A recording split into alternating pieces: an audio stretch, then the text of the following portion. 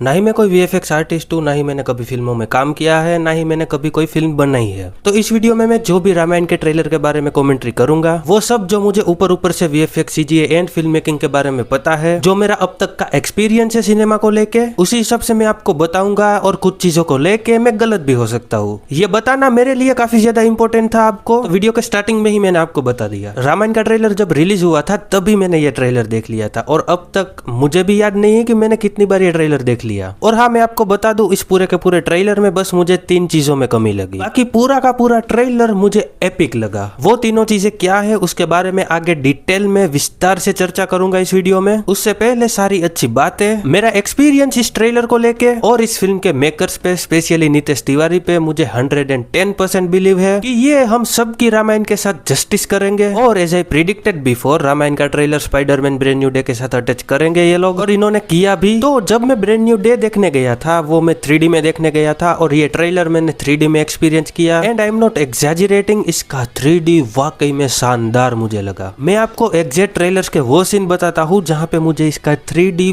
Peak लगा। पहला scene है रावण जब ब्रूट फोर्स के साथ लंका पे अटैक कर देता है अकेला ही पूरी सेना के आगे। उसके बाद जो पूरा आभूषण वाभूषण पहनने के बाद, अपना कॉस्ट्यूम पहनने के बाद वो एक ऊंचाई पे खड़ा हुआ है, नीचे राक्षसों वाली जनता खड़ी हुई है। इसकी डेप्थ और डायनामिक रेंज 2D में उतनी समझ में नहीं आती, बट 3D में ये वाला सीन, जो डेप्थ फील हुई है, जो सेपरेशन फील हुआ है, जहाँ रावण खड़ा हुआ है और नीचे जो एक गहराई है, वो 3D में काफी अच्छे से निखर के आता है और आप काफी अच्छे से वो डेप्थ फील कर पाते हो। देन स्वर्ग लोक में, आई डोंट नो ये स्वर्ग है भी या नहीं, बट जो भी हो, यहाँ पे ऐरावत वाला सीन, ये सीन तो इतना जबरदस्त लगा था भाई 3D में। फिर राम जी मिथिला में शिव जी का पिनक धनुष उठा रहे हैं, वो पूरा का पूरा सीन, पुष्पक विमान वाला सीन, जटायु वाला सीन, जितने भी एक्शन वाले विजुअल इफेक्ट्स वाले सीन हैं, सारे के सारे पार्टिकल्स वाले सीन, और जहाँ पे 2D में भी हमें बैकग्राउंड सेपरेट फील हो रहा है, वहाँ you can clearly feel the depth of 3D and the quality of 3D। अब आई डोंट नो, रामायण का ट्रेलर मुझे ही 3D में इतना शानदार लगा कि आपको भी, बट मैं तो कन्विंस हो गया भाई इस मूवी को 3D में एक्सपीरियंस करने के लिए। एनीवेज, अब ट्रेलर के बारे में जो भी चीजें मुझे अच्छी लगी है उनको बताता हूँ। Number 1, parallel editing of this trailer to showcase the difference between Prabhu Shri Ram and Ravan, righteousness versus pure arrogance and pure evil. काफी लोगों को लग रहा है इस ट्रेलर में रावण को हाईलाइट किया गया है, और उनका ऐसा सोचना 100% सही है। ये ट्रेलर रावण को हाईलाइट करता है, लेकिन नॉट कम्प्लीटली। यहाँ प्रभु श्री राम के, अयोध्या के उतने ही सीन से जितने रावण के हैं, just because makers wants to set an parallel, and the way ये लोग मूवी में इस स्टोरी को प्रेजेंट करने वाले हैं उसके ग्लिम्स इस ट्रेलर में दिखाना चाहते थे। दैट्स व्हाई हम सबको ये फील हुआ कि ये ट्रेलर रावण के बारे में था, और ये बात काफी हद तक सही भी है। वैसे भी इस ट्रेलर में रावण के जो भी एक्शन है, लंका कुबेर से छीनना, खुद को राजा धीराज बताना, जो कि कन्नड़ा लैंग्वेज वाले वर्जन में है, हिंदी लैंग्वेज वाले में नहीं। आई डोंट नो ये राजा धीराज वाला डायलॉग इन्होंने हिंदी में क्यों नहीं रखा यार, बिकॉज ये ज्यादा सूट कर रहा था रावण पे, और रावण के एरोगेंस की डेप्थ हमें सिर्फ इस एक डायलॉग से अलग ही लेवल पे इम्पैक्ट फील करवा सकती थी, क्योंकि राजा धीराज का मतलब होता है राजाओं का भी राजा, राजाधिराजा। मतलब देख रहे हो इस छोटी सी लाइन में कितना वेट है। देन धरती लोक, पाताल लोक, और पाताल लोक वाला ये पर्टिकुलर सीन कितना ज्यादा अमेजिंग लग रहा है। यहाँ पे लाइटिंग, कलर ग्रेडिंग, सिनेमेटोग्राफी सब बढ़िया लग रही है। और स्वर्ग लोक, जहाँ पे लिटरली इंद्र भगवान से रावण युद्ध करेगा, और युद्ध वो जीतेगा भी बिकॉज ऑफ मेघनाथ, उसका बेटा। जो पूरी की पूरी सीक्वेंस मूवी का दी बेस्ट एक्शन सीक्वेंस हो सकता है। अलॉन्ग विथ व्हेन शूर्पणखा का नाक लक्ष्मण जी ने काट दिया था, उसके बाद वो अपने दोनों कजिन भाई के पास गई थी, डायरेक्टली वो रावण के पास नहीं गई थी। तो उन दोनों राक्षस भाइयों का नाम था खरा और दुशाना। तो इस वाले पूरे के पूरे कांड के बाद वो राक्षस अपने 14,000 सोल्जर्स को लेके राम जी के पास पहुंच जाते हैं युद्ध करने के लिए। ये वाला सीन हमें ट्रेलर में भी देखने को मिला, जब राम जी जंगल में इस साइड खड़े हुए हो और सामने बहुत सारे लोग हमें दिख रहे हैं जो बेसिकली राक्षस है, और इसी पॉइंट पे धरती है अंबर राम बजता है भाई। गूज़बम्प्स मूवमेंट था ये, गूज़बम्प्स मूवमेंट। और ये एक्शन सीक्वेंस अलग ही लेवल पे एपिक हो सकता है, जो राम जी के वॉरियर वाली साइड को रावण से भी ज्यादा अलग लेवल पे प्रेजेंट कर सकते हैं। स्पेशली इस बैटल की एक ग्लिम्स हमें ट्रेलर के एंड में इस डायलॉग के साथ भी देखने मिली, राम की युग का आरंभ है।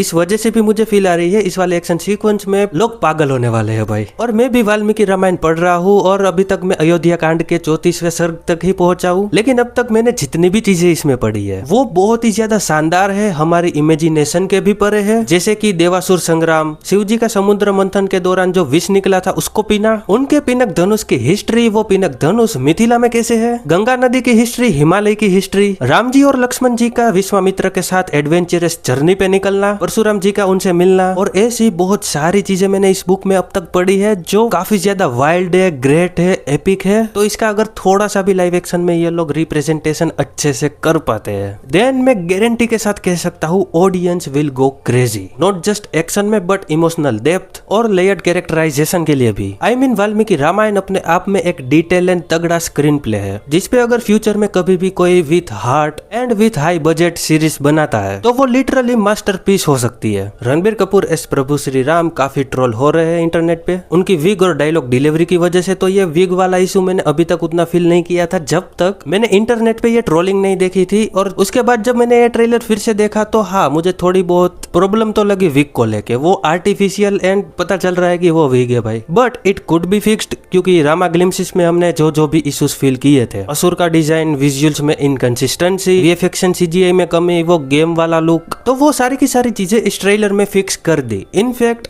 इम्प्रूव कर दी। एंड जब तक ये मूवी आएगी आई एम 100% श्योर ये लोग इससे भी कहीं ज्यादा इम्प्रूवमेंट्स कर देंगे। एंड रही बात डायलॉग डिलीवरी की तो वो तो भाई अब इम्प्रूव नहीं हो सकता या फिक्स नहीं हो सकता, लेकिन मुझे पर्सनली डायलॉग डिलीवरी को लेके कोई भी इशू फील नहीं हुआ। आई थिंक जिस हिसाब से ये डायलॉग्स ट्रेलर की पेसिंग एंड स्ट्रक्चर के अकॉर्डिंग इन्होंने डाले हैं उस फ्लो के हिसाब से ये डायलॉग डिलीवरी नहीं जा रही होगी, दैट्स व्हाई आपको ये इस डायलॉग डिलीवरी में इश्यूज फील हुए। लेकिन जब मूवी की पेसिंग, फ्लो एंड स्ट्रक्चर के साथ हम पूरी की पूरी ये परफॉर्मेंस देखेंगे रणबीर कपूर की तो हो सकता है ये रणबीर कपूर की अब तक की दी बेस्ट परफॉर्मेंस निकल के आए। ऐसा मैं सिर्फ और सिर्फ इन सभी सीन्स को लेकर कह पा रहा हूँ। अदरवाइज साई पल्लवी एस सीता माता इज लिटरली परफेक्ट। मुझे वो इनोसेंस, वो प्योरनेस एंड वो चार्म साई पल्लवी में एस सीता माता इस ट्रेलर में दिखा है और इनका हिंदी वॉइस और डायलॉग डिलीवरी भी मुझे अच्छी ही लगी है। इनके अलावा भी सभी के सभी इस ट्रेलर में अपने अपने कैरेक्टर्स में परफेक्ट दिख रहे हैं। And you know I know yes का रावण विल बी हिस्टोरिकल और एक्शन के दौरान कैरेक्टर्स के मूवमेंट्स एंड वायर वर्क मुझे स्मूथ लगा। एक्शन सीक्वेंसेस के दौरान वो शार्पनेस की सारी चीजें एकदम ही फोकस में है, कुछ ज्यादा कैमरा शेक नहीं है कि जिसकी वजह से हमें एक्शन में कुछ समझ में ही ना आए कि चल क्या रहा है। एटलीस्ट इस ट्रेलर को देख के तो मुझे इसका एक्शन अच्छा ही लग रहा है। वैसे भी मुझे वायर वर्क उतना अच्छा नहीं लगता बट यहाँ पे I think it's done well. और प्रैक्टिकल सेट्स की डिटेलिंग यार बहुत अच्छी थी। अयोध्या, लंका, मिथिला, ये जो भी लोकेशन है इन सारी की सारी लोकेशंस के बीच आप डिफरेंशिएट कर पा रहे हो। इन सभी लोकेशंस की लाइटिंग, कलर्स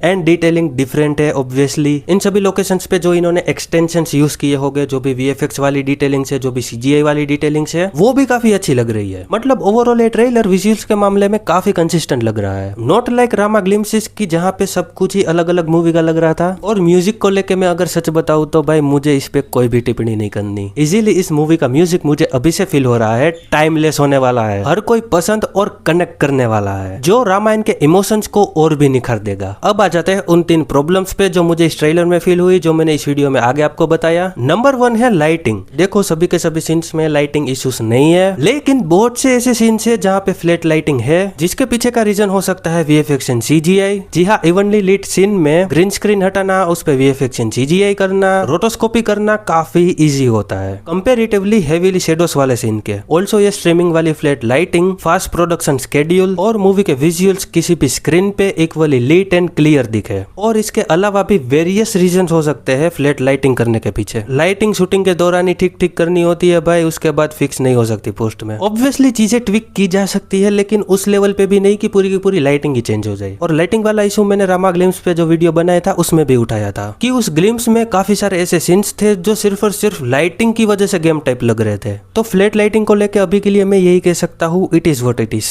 नंबर 2 सीजीआई, जो मैंने इस वीडियो में आगे ही बताया कि ये फिक्सेबल है, जो इन्होंने फिक्स किया भी, इम्प्रूव किया भी अभी तक। स्पेशली पूरी मूवी का सीजीआई इन दोनों सीन्स की तरह रियलिस्टिक हो गया देन तो कोई इशू ही नहीं है भाई। लेकिन नंबर 3 इशू कनेक्टेड है सीजीआई के साथ ही, जो कि है जंगल वाले सीन्स, जो रामा ग्लिम्स में जैसे दिख रहे थे अभी भी वैसे ही दिख रहे हैं। यहाँ पे मुझे कुछ खास इंप्रूवमेंट्स नजर नहीं आ रही। और जंगल वाले सीन्स को देख के कोई भी बता सकता है कि ये सीजीआई से पूरा का पूरा जंगल क्रिएट किया है, लाइक ये एरावत हाथी वाला पूरा सीन। लेकिन इन दोनों सीन्स में फर्क बस इतना है कि वो रियलिस्टिक लग रहा है, जंगल वाले सीन से रियलिस्टिक नहीं लग रहे। वो प्रॉपर जंगल वाला एटमोस्फियर ही फील नहीं हो रहा। और मैं इस चीज को लेके काफी ज्यादा स्केप्टिकल हूँ, क्योंकि मूवी का मेजोरिटी हिस्सा जंगल में ही टेक प्लेस करेगा और स्टोरी के काफी ही क्रूशियल सीन्स जंगल में ही है। And I really don't know इसको फिक्स किया जा सकता है या नहीं, इसको इम्प्रूव किया जा सकता है या नहीं। आई थिंक किया तो जा ही सकता है, क्योंकि हमने ये बर्फ वाले सीन्स में इम्प्रूवमेंट्स देखी है, वो गेम से अब मूवी वाली फील आ रही है, तो